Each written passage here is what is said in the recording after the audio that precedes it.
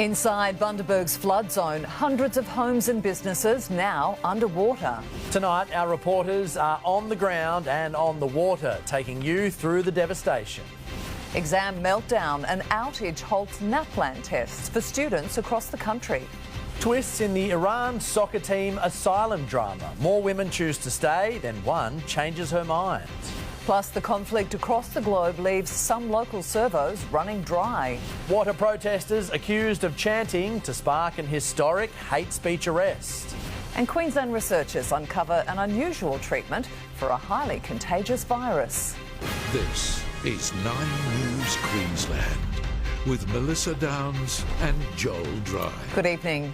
Floodwaters have claimed hundreds of homes and businesses across Bundaberg, and tonight many communities remain cut off and could be for days. The peak fell just short of what was predicted, but it still packed a mighty punch. We have reporters in key locations tonight to bring you up-to-the-minute information. Jessica Millward begins our coverage.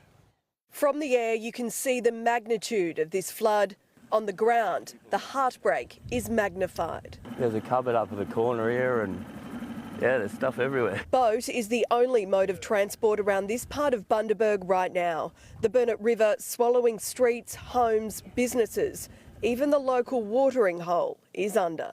Hopefully they won't be closed for too long. You're going to need a beer after all of this. Definitely, definitely. Robert was nearly finished renovating his place. Looks like it went about just over knee height through the house. Devastating just after all the work that we've done here and now we're driving in the backyard in a boat. Brand new spa floating. You can see you guys got everything up as high as you could there. As high as we could, yeah. There was time to prepare, but for so many, in the end, they needed to get out so quick. Take a look at that. These residents left in such a hurry. They've left the clothes on the line, the water coming through here in the end with so much force that it's moved white goods. We've even seen a lawnmower catcher floating down this street. And while most left, some chose to stay put. They'll have a front row seat as these waters recede, and waiting for that to happen is frustratingly painful. It is likely that we won't know the full extent for probably a week. Daunting prospect. Very scary, but we'll all commute together and we'll make it work. This was the last look inside the Mitre 10 store before the cameras cut out. But from the outside, it's clear the damage will be significant. The only plus here is the community and the positivity, and everyone's helping one another. That sentiment shared by Nicole Vandergloot. She and her husband operate the local Taekwondo school. And we've got a great community around us. We've already got a lot of our students and families saying that as soon as it's clear, they'll come and help us clean up. Right now, though, authorities are asking for patience. We need to make sure that there is no issues around people being electrocuted or anything like that.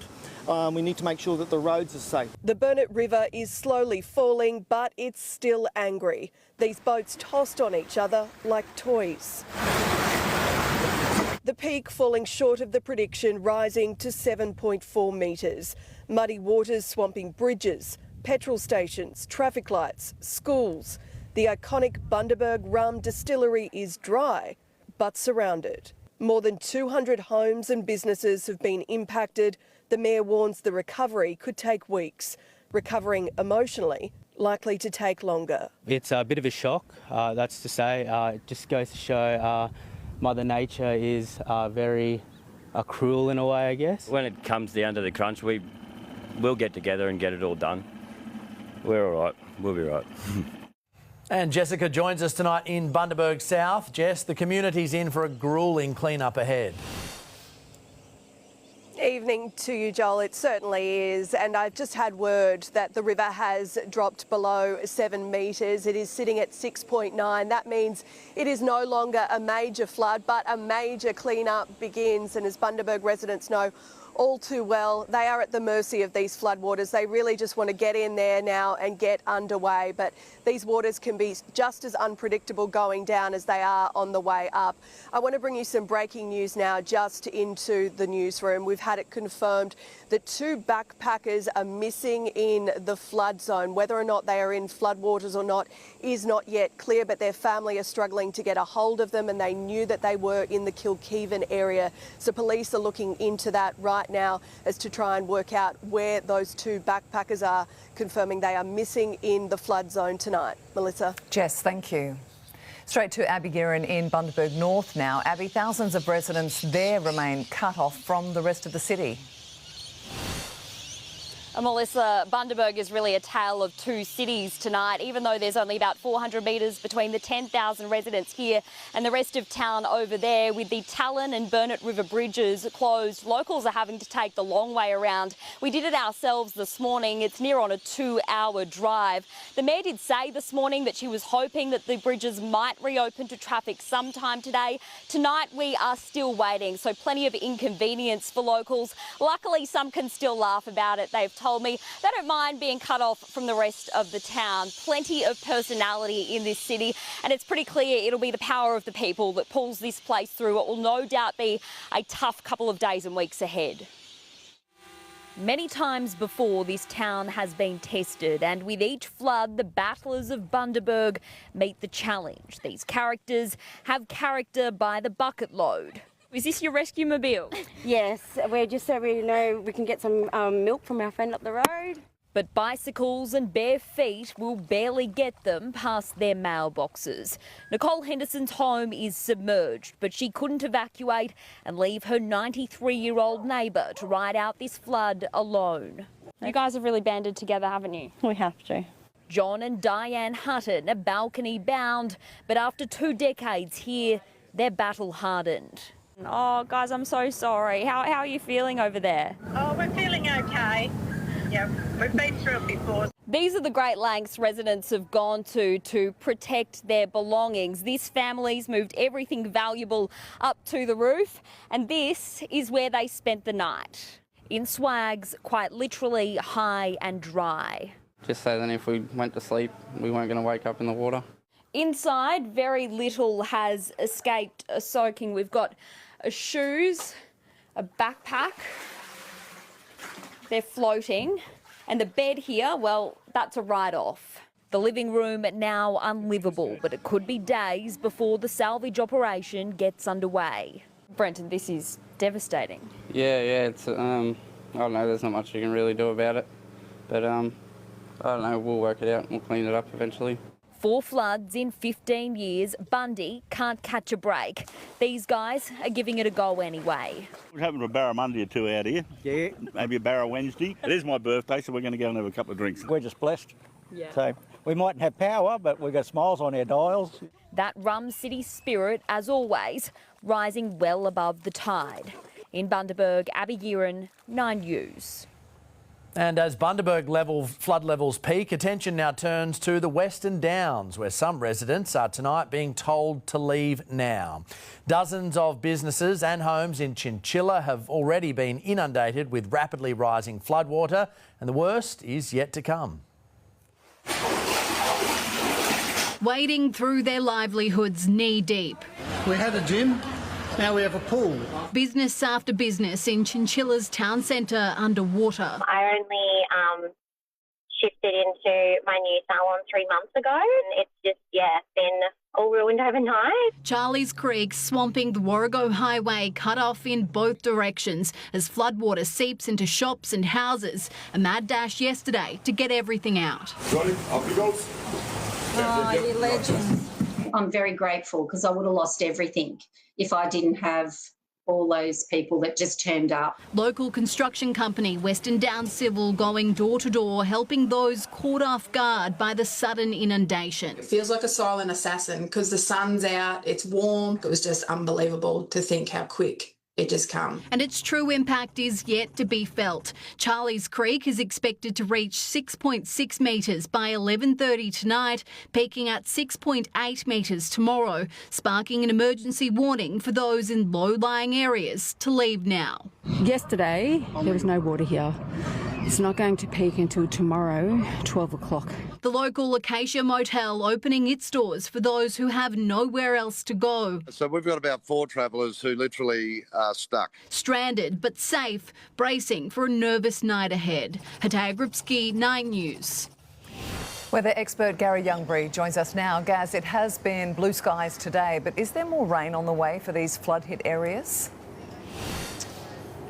Well, that's right, Melissa. Thankfully today it was blue skies, and despite no rain today, as we mentioned, the floodwater's still rising around Chinchilla. Thankfully dropping at Bundaberg, and they will get a bit of a break for the next 48 hours. Not only blue skies, but also some very warm temperatures for the clean-up to begin through the Wide Bay and Burnett region. Unfortunately, some showers will return, not heavy falls, but they will return for the weekend, which will only hinder the clean-up. We will get those showers a little bit earlier here around Brisbane and southeast Queensland. That'll be Friday afternoon, but we will enjoy a hot day tomorrow. Should be the hottest day of the week. All those details not too far away, Joel.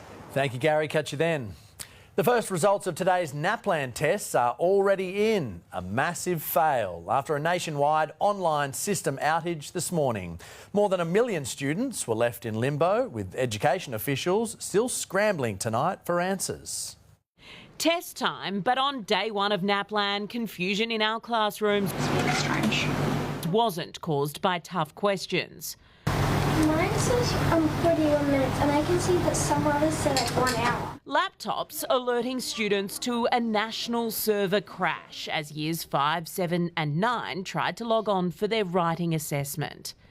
It's not just our school, it's lots of schools are having a problem. And by 9:30 Eastern Daylight Savings Time, principals were sent urgent text messages: if your school is affected, pause testing. ACARA, the independent body in charge, pulling the plug as techs scrambled to reboot. This has caused disruptions in a significant number of schools, and for that we apologise unreservedly. I just think it's disappointing. The children were kind of ready to go.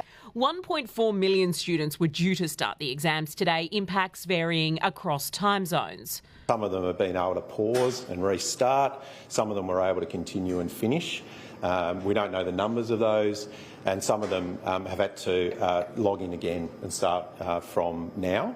The log-on load is being blamed. Congestion caused the problems. It is absolutely possible to test for high demand and high load. The glitch took 2 hours to resolve and schools were able to resume testing. The concern now turns to one of fairness in how the papers are assessed. Some students will have seen the prompt, so there'll be issues in relation to that. Should we go back to pen and paper? The online testing is the thing we need to do now because of the speed. With challenges now over whether NAPLAN should be taking place at all. Mass testing doesn't work. Our education results aren't improving. Despite the drama, when the school bell sounded this afternoon, there were smiles. It was pretty fun, and we was going to do our reading, but we didn't eventually do it, so we'll do it on a different day. How do you feel about it? Good. And that was all that mattered to mums and dads. Liz Daniels, 9 News. A defection, a backflip and a security breach. There are new twists tonight in the Iranian soccer team asylum saga. One player who originally wanted to stay in Australia now plans to return home, despite fears of severe retribution. That last-minute about-face exposing her teammates' secret safe house to the Iranian embassy, forcing our government to intervene. 5 becomes 7 as another player and a staffer from the Iranian women's soccer team seek asylum in Australia. But it's now back to 6. All smiles last night, but player Mohadessa Zolfi today had a sudden change of heart. One of the two who had made the decision to stay last night had spoken to some of the teammates who had left and had changed her mind. An about-face which has caused a major security risk, as the 21-year-old contacted the Iranian embassy and gave up their secret location in Brisbane. The Iranian embassy now knew the location of where everybody was. I immediately gave the instruction for people to be moved. The other members of the squad who chose to leave have arrived in Kuala Lumpur. Their departure from Australia, a huge security operation and an emotional ride for supporters who fear the worst once they're back in Iran. Because I'm a woman and I know what's going to happen to these girls, they were facing that penalty. And before they boarded the flight out of Sydney, there was one final offer to stay as they passed through immigration. They were given a chance, taken into interview rooms without any minders present, and they were given a choice. And there was trepidation, just like yesterday when one of the players had to be led onto the bus. A team member balked getting on the plane. Sydney Morning Herald reporter Amber Schiltz witnessed the drama. She walked away with officers to have a final conversation with her family to help her make her decision, but ultimately decided to come on the flight and walked on the flight in tears and was embraced by her teammates. And when they made it to Malaysia, the Iranian regime was watching. The women were met right as they exited the plane by the Iranian ambassador to Malaysia. So immediately there was that sense of being escorted, maybe being surveilled. On Iranian state television, Australia is the one being accused of holding the players hostage. So tonight, travel arrangements are being made for the player who wanted to defect but now wants to go home. What prompted her change of heart is unclear. Supporters can only speculate. Her family has been threatened. It was so sad because, you don't understand, you're living in a free country, right? Damien Ryan, 9 News. The US has obliterated a number of Iranian Navy vessels after reports the country was laying mines in the Strait of Hormuz. It comes as America unleashed what the White House is calling the most intense day of strikes since the war began. Flashes of destruction, Iranian Navy vessels under US attack. Among the hits, 16 mine-laying boats near the Strait of Hormuz. There had been reports Iran had started to place the explosive devices in the all-but-closed shipping channel, which is currently considered a death trap. If they do anything to stop the flow of oil or goods within the Strait of Hormuz, they will be hit by the world's most powerful military 20 times harder than they have been hit thus far.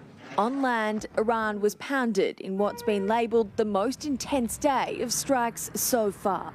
The most fighters, the most bombers, the most strikes. The first wave hitting Tehran before dawn.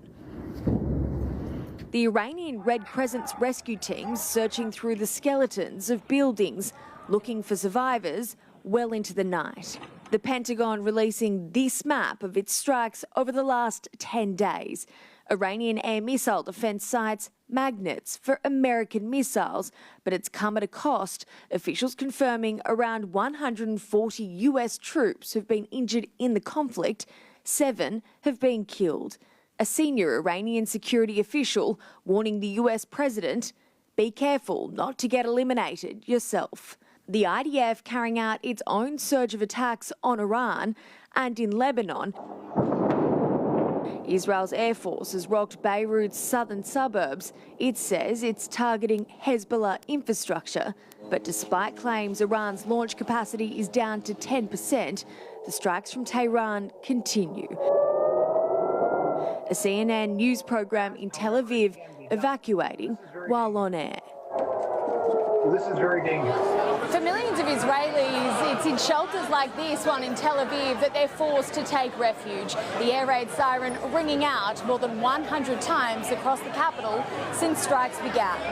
A tent city now set up underground in car parks and subways, the hum of everyday life mixing with sirens. My patience is going down day by day, 94-year-old Rivka says.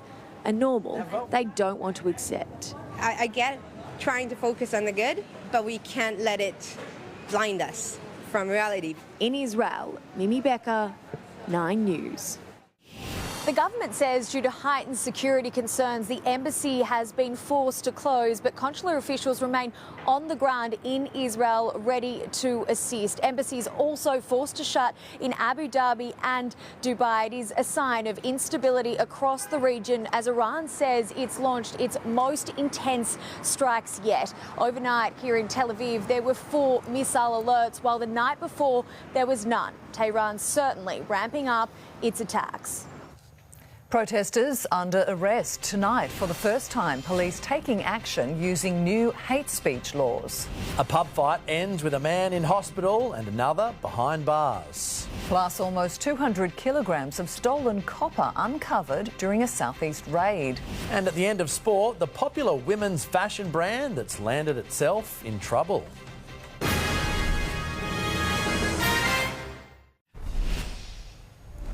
Two people have been arrested at a pro-Palestine rally in the Brisbane CBD in the first test of Queensland's new hate speech laws.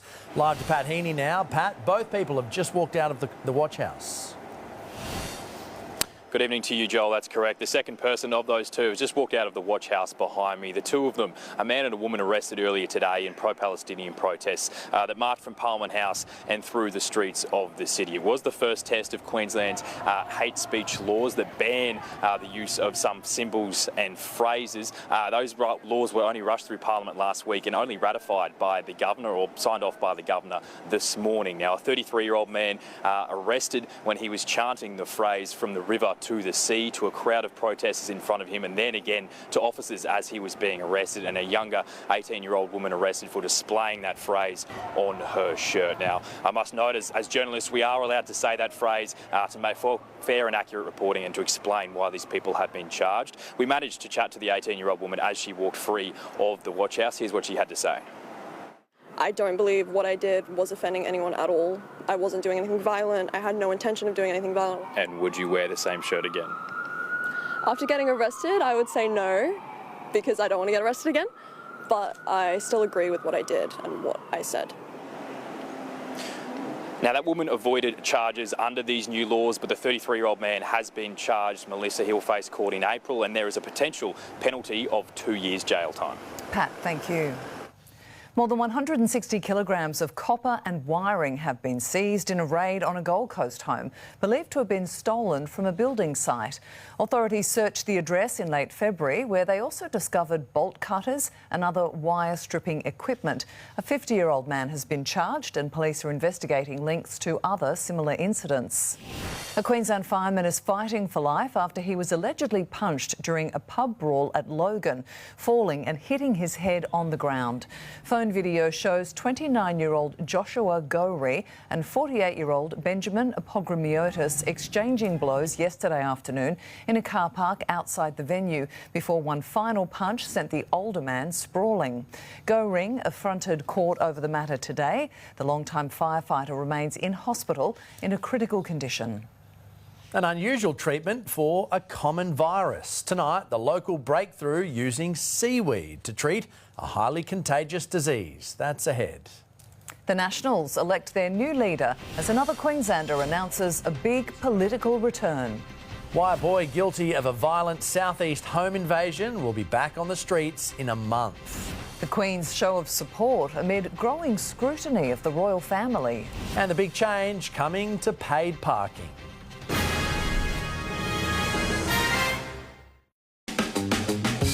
The 9 telethon supporting Martyr Little Miracles is back on Saturday 18th of April. And to celebrate, we'd love it if you could join our 9 News team for a free coffee at the Shingle Inn, Westfield, North Lakes at 10 a.m. tomorrow. See you then. Advocates for victims of youth crime fear the reality of adult crime, adult time laws are falling short of community expectations. A 16-year-old repeat offender today sentenced to 2 years and 3 months in detention over a crime spree that left a Morningside father with a severed tendon during a violent home invasion. But the teen was granted a community release order and will be back on the streets in just a month. Absolutely insulting to victims. He's had absolutely no regard whatsoever to his detention and no remorse to his victims, and there's been little rehabilitation for him whilst he's been in custody. The court heard the teen will face Ipswich Court on other charges tomorrow. Matt Canavan is tonight the new National Party leader following David Littleproud's shock resignation late yesterday. The outspoken Queensland senator brings with him a fierce opposition to net zero and staunch social conservatism. An early morning strike and a sign of things to come for Matt Canavan. Main thing I thought this morning is as long as I score in the party room. A few hours and a thumbs up to the cameras later, the Queenslander had another win. I would like to announce that Matt Canavan is the new leader. We need to have more Australian everything. We need to manifest a hyper Australia here. We need to go hyper Australia for our country. We need more Australian babies. We need more Australian humour, more Australian jokes. We need more Australian barbecues, sometimes often fuelled by fossil fuels. The 45-year-old was a minister under Malcolm Turnbull and Scott Morrison. He describes himself as pro-coal, pro-business and anti-woke. Victorian Darren Chester, elected deputy. You might not agree with everything I say, but you know where I stand. No doubting where the man he's replacing stands. I feel $1 million, mate. Best I've slept in 9 months. A bottle of red might have helped that. David Littleproud seemingly bouncing out of the party room as the new team took over. Senator Canavan will stay in the upper house for now, setting up a showdown with Pauline Hanson, while the former National and Matt Canavan's former boss is now a future foe. I'm really looking forward to this. It's going to be fun for all of us. And I struggle to point to a single dam, single road, single hospital that Pauline has delivered. Do you think he'll work with you? Why wouldn't he? He's crossed the floor many a time to support One Nation now, and our policy is what we put on the floor of Parliament. So it'll be good. One Nation and the Nationals will duke it out, but they won't be alone. One-time MP Clive Palmer says he'll contest the next election. As a wise man once said, governments may rise and fall, but ideas go on forever. And some seem to never die. Charles Croucher, 9 News. Conviction is a hot commodity in politics right now, and Matt Canavan has it in spades. This is the Nationals making a direct play to the voters that have abandoned them for One Nation, and will likely come at the expense of urban Liberals trying to win city seats back from the Teals. Matt Canavan wields a large and enthusiastic group of supporters online, but the comments there won't always agree with the coalition here, and that may prove a big test. In the coalition, Nationals leaders can be doormats or matadors. Angus Taylor is getting the latter. Families have been left in the lurch and shocked by the abrupt closure of childcare centres that have provided specialist support to children living with severe autism for more than 20 years. The AEIOU Foundation will be taken over by external administrators, effective tomorrow, with staff now left scrambling. An email went out to parents around 2 this afternoon. The centres suddenly closed at 5 o'clock tonight. One of Jeffrey Epstein's properties is being searched following allegations it was used to bury the bodies of young women. Whilst the claims have never been verified, an investigation into this secluded New Mexico ranch was reopened following the recent release of the Epstein files. Purchased by the late pedophile in 1993, the property features a hilltop mansion and a private runway. The Queen has shared a message to survivors of domestic and sexual violence to mark International Women's Day. Former Prime Minister Julia Gillard was among the crowd of politicians, actors and survivors at the London reception. To every survivor of every kind of violence, many of whom have not been able to tell their stories, who have not been believed, please know that you are not alone. The royal family's response to the Epstein scandal has been under the microscope amid allegations against former Prince Andrew over his involvement with the late convicted pedophile. A second parking app will be introduced in Brisbane to operate alongside the existing Cellopark system, with drivers able to register with the free Pay Stay app from next Tuesday. It comes roughly a year after Cellopark caused concerns surrounding data security after users received a confusing email regarding their accounts. Lord Mayor Adrian Schrinner says the second app will reduce reliance on parking meters, though there are currently no plans to remove them. Rates to rise. The major banks predicting a hike within the week. Panic buying and pain at the petrol pump. Prices head towards $3 a litre as some service stations run dry. The unusual new treatment for a common virus. And the new high-tech warehouse complete with robots coming to Queensland.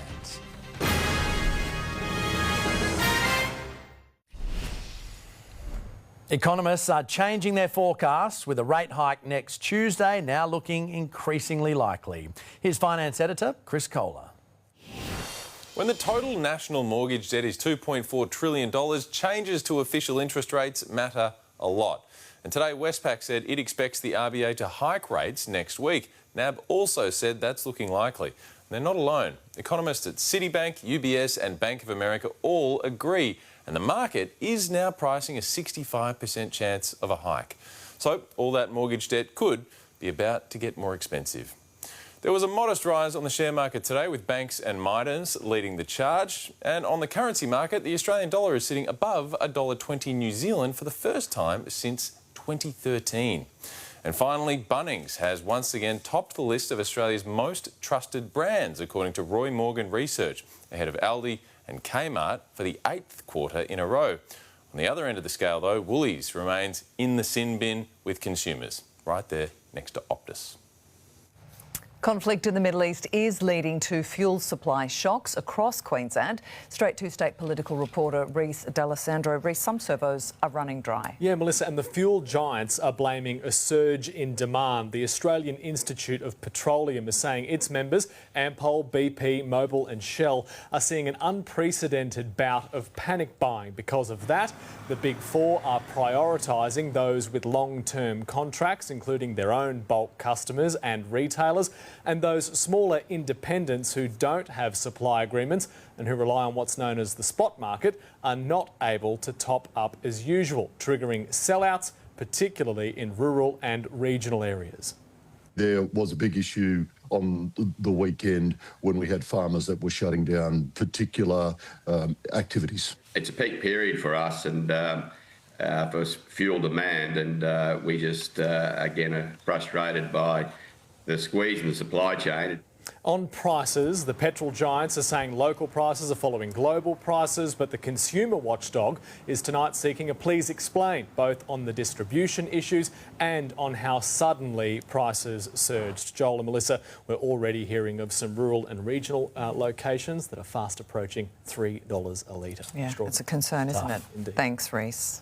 Well, taking a look at our current fuel prices in the southeast, the average price for unleaded petrol in Brisbane is $2.17. Diesel is $2.35. The average for unleaded on the Gold Coast is $2.18. The size of 20 rugby fields, that's how big a new Amazon warehouse will be when it launches in the southeast. The online retail giant today revealed plans to open its new $750 million sorting facility in Logan by 2028. Fit out with its own robots, the high-tech facility will be the first of its kind in Queensland and create more than 1,000 jobs. In sport, Michael Maguire's brutal sledge of a former Broncos captain. From her darkest days to a brave return, the secret battle that sidelined a Queensland Olympian and her journey back. At the end of sport, a popular fashion brand gets a dressing down. And a beautiful Wednesday evening in Brisbane. We had perfectly clear skies and a very light easterly breeze. We're in for a hot one tomorrow. Your forecast not far away.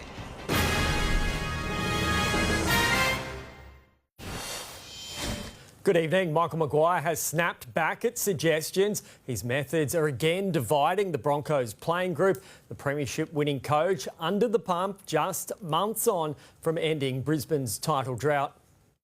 Michael Maguire back in the spotlight, apparently under pressure 1 round into Brisbane's premiership defence. But I don't pay too much attention, mate. I don't pay too much attention, Pete. Everyone's got an opinion and, yeah, they all have their commentary. I don't tend to pay too much attention. But, look, that's their job. Maguire more pointed, responding to claims from former Broncos captain Gordon Tallis of division in the playing group. Well, they should come to train and have a look. Simple as that. And experience gives you the ability of what's real and what you need to focus on. You get that all right. The external stuff is just there. The coach has confirmed Ezra Mann will start at 5/8 tomorrow. Why he was benched in round 1, still a mystery. We've got all different reasons, and I talk with the players around why we do things, but we keep that in-house. A poor start to the season hasn't dented the Dolphins' confidence. Our expectations, we should be playing finals footy. We've been close the last couple of years in our history, but we're no longer the underdogs or no longer a new team. It's a dead set goal for us, and I expect nothing less. Players put through a gruelling training session today after copping a dressing down for leaking 40 points in their season opener. We had some pretty big discussions in the meeting room, having revealed the game, and that's always be a focus area for us as our defence, so we'll keep doing that. Jacob Fung, 9 News. Round 2 of the NRL kicks off Thursday night with the Broncos taking on the Eels, with the Broncos starting favourites. The Tigers host the Cowboys, with the Tigers likely to roar, and in the Dolphins-Titans encounter at Suncorp, it's the Dolphins to finish in front. My other winners in round 2 are the Warriors, the Roosters, Melbourne Storm, the Panthers and the Sea Eagles. Good luck. The man who will decide whether Zach Lomax will play for the Wallabies insists he won't be given any special treatment after making the switch from NRL to rugby union. If they make the decision, they've got to work hard for whatever they get out of this game. It's the same for anything. You've got to work hard and be diligent, and you get what you deserve out of any venture that you go on. Reds coach and soon-to-be Wallabies coach Les Kiss has secured a crucial piece of his front row, with hooker Josh Nasser re-signing for 2 more years. A loss in their Asian Cup quarter-final will see the Matildas head back to the Gold Coast for a playoff match next week, but they're not even contemplating that possibility as they prepare for what's expected to be a spiteful clash with North Korea on Friday. Obviously they're quite strong physically and that's part of their game, and I would say that most Australians and anyone who watches the Matildas know that we are also fantastic physically. The Matildas beat the North Koreans in the 2010 final to claim their sole Asian Cup crown. Another American is taking charge of the Bullets. Will Weaver unveiled as Brisbane's new coach to recover from their poor NBL season. He took the Sydney Kings to the finals in 2020 and has previously worked in the NBA with Charlotte, Philadelphia, Brooklyn and Houston. Today in the NBA, they witnessed one of the greatest scoring explosions in basketball history. Miami Heat Bam Adebayo posting 83 points against the Washington Wizards, the second highest total ever scored in an NBA game, only trailing Wilt Chamberlain's legendary 100-point effort from back in 1962. Bam's teammates doing their best to cool him off post-game, making the occasion even more special. His mum and partner there in the crowd to watch it all unfold. She captured the nation's heart at the Tokyo Olympics, but for Queensland sprinter Riley Day, the years that followed were some of the darkest of her life. Now she's opening up about the physical and mental battle that took her away from the sport as she fights to return to the Olympic stage. The journey back to the track has been an unrelenting series of hurdles for Riley Day. Every year there's been some setback that has tested me. At 21, she had the world at her feet, clocking a personal best in the 200-metre semi-final at the Tokyo Olympics before everything came to a crashing halt. I was on top of the moon after Tokyo. I was training well and then a weight fell on my foot in the gym. Since that started, it caused a flow-on effect of injuries to my foot again, my back, my knee. The brutal run of injuries triggering crippling panic attacks as she raced the clock to heal her body in time for Paris. But when her Olympic dreams slipped away, a silent battle ensued. An eating disorder arose after Paris because I just couldn't control the negative thoughts. There was definitely a lot of dark times. Broken by the setbacks, she was forced to walk away from the sport to seek help. When you're doing great, it is amazing and you could walk on water, but when it's not going great, that's all you can think about, and it sort of just spirals into something that you can't control. Now teaming up with True Protein, an Aussie business specialising in sports nutrition supplements, part of a new outlook to ensure her best days are still ahead of her. I've taken a different mindset towards competing and towards training, that I will come back when I'm ready, and mental health is more important than any race that I could run. While Riley's immediate focus is getting back to competitive fitness here at home, her sights are set on the Olympic stage in 2028. LA is my main goal now, and Brisbane 32, I hope to be there and to be in front of a home crowd. Michaela Sorby, 9 News. Yeah, it's a really inspirational story. Hopefully it all ends with a gold medal at the Brisbane Olympics. Yeah. Would be nice. Thank you, mate.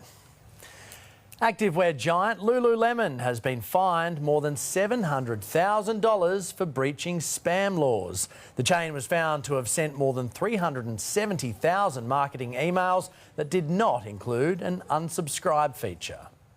In just 3 minutes, seaweed solution, the unusual treatment discovered for a common contagious virus. That local breakthrough is moments away. But first, Garry is back with a check on the weather. Gaz, just how hot will it be tomorrow? Well, certainly a hot day expected for autumn, Joel, with 30 degrees on the coast and even mid-30s for those western suburbs. Should be the hottest day of the week. All the details up next.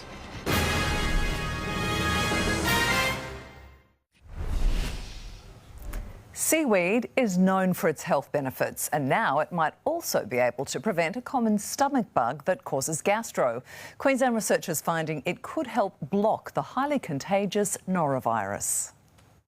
Under the sea, the potential of brown seaweed is being untapped. It is a fascinating, fast-growing seaweed that is typically found in shallow coastal waters down to depths of approximately 20 metres. Harvested from the waters of Tasmania and around Patagonia, Argentina, researchers at Griffith University, with the help of biotechnology company Marinova, have discovered this seaweed could help treat a highly contagious infection. It could help 7% of the world's population that are constantly infected with norovirus per year. Norovirus is the world's leading cause of gastroenteritis, with symptoms including nausea, vomiting and diarrhoea. Currently, there's no approved vaccines or antiviral treatments. There's hospital outbreaks, there's outbreaks in daycare centres. Researchers tested fucoidins, a compound found in brown seaweed, to see how well they prevented norovirus particles from binding to saliva samples. This is what they found. Fucoidins work to block the virus by forming a physical shield, making it more difficult for it to attach to cells in the intestines. If the virus doesn't bind to the cells, it shouldn't cause the infection,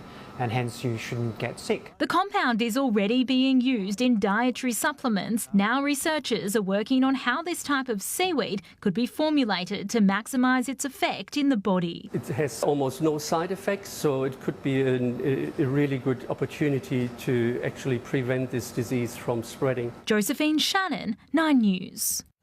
Time now for your full weather forecast. Garry, is there any more rain in the outlook? There is, Joel, just a little bit in the form of showers. They should develop on Friday afternoon, at earliest early afternoon, but they will push through into the evening, and it could even spill into a couple of showers Saturday morning for the city.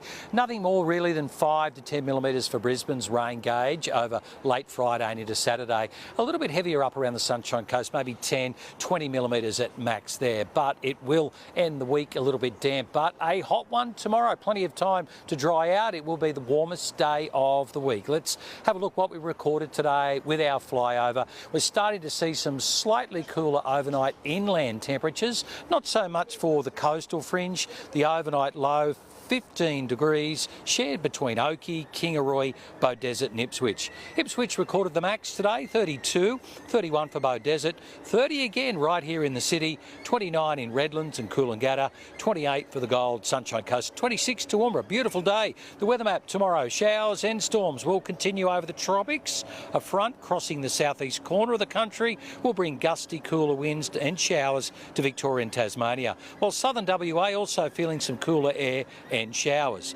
Looking interstate, sunny and warm for Perth, cloudy for Adelaide, shower or two and cooler in Melbourne and Hobart, sunny and warm for Canberra, hot in Alice Springs, showers continuing for Darwin. So Queensland tomorrow, scattered showers again for Cairns and Townsville with afternoon thunderstorms likely.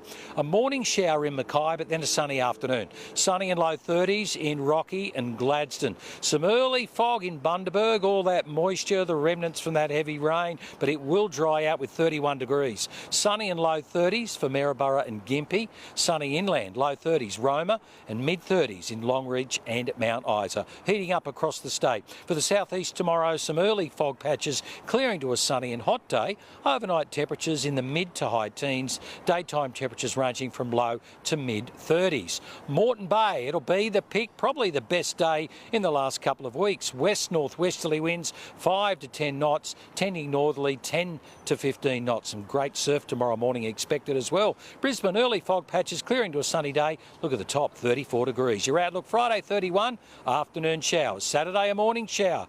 Partly cloudy in the afternoon. Sunny, cloudy Sunday that is. Monday and Tuesday partly cloudy in high 20s. Ipswich Friday 32, showers developing. Saturday partly cloudy. Sunday cloudy. Monday and Tuesday partly cloudy and warm. Gold Coast Friday afternoon showers. Saturday a morning shower or two. Sunday cloudy with a possible morning shower. Partly cloudy Monday, Tuesday. Sunshine Coast afternoon and evening showers Friday. Morning showers Saturday. Cloudy Sunday with a shower or two. Monday and Tuesday there is still the chance of a shower or two with high 20s, but plenty of blue sky tomorrow and some very warm temperatures heading our way, guys. We'll be ready for it, Garry. Thank you. Now, don't forget, you can join us and the rest of the 9 News team for a free coffee at Shingle Inn in North Lakes tomorrow morning from 10 a.m. We hope we can see you then. I'll be there. You'll be there. I'll be there. Excellent. That is 9 News Queensland for this evening. Ali Langdon is next with a current affair. I'll have updates for you this evening, but for now, thanks for your company and good night. Good night.